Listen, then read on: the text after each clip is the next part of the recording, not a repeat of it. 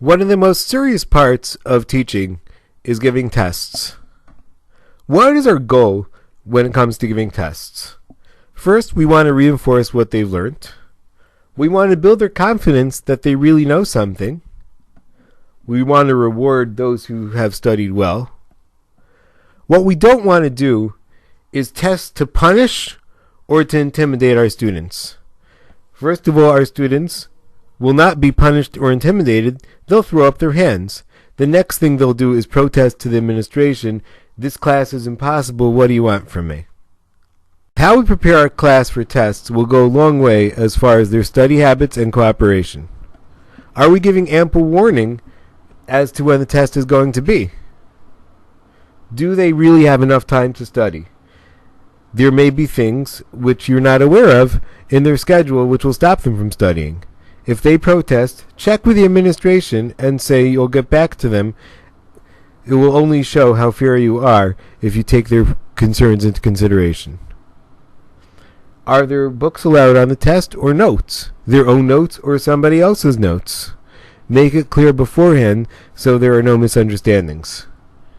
If you're giving a review, can there be other things which are not on the review which are on the test, or is it all inclusive?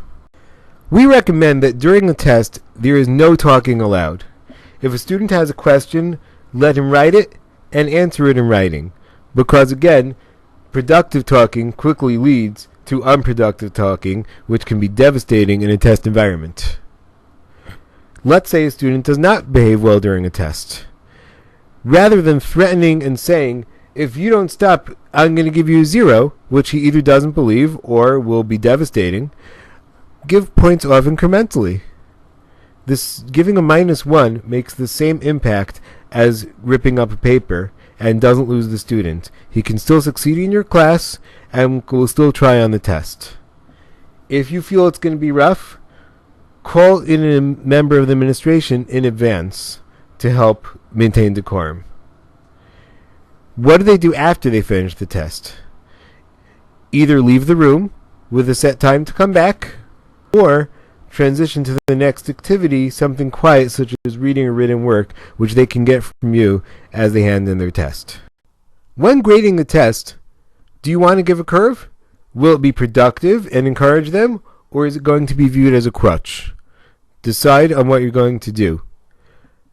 If a student has an excuse, saying, I wasn't here for this material, we didn't learn this well, we didn't really cover it, ask them to write it on the paper so you can decide what's really fair in the privacy of your home. When you're grading the test, return it promptly. Instant feedback is much more effective on future studies than getting a test back 2 months after it was given. However, don't give it back at the beginning of class. You've built in a disruption for the rest of your lesson. Certainly don't review it during class, because only those who have questions about a particular area of the test will be paying attention to that, while the others will be getting restless.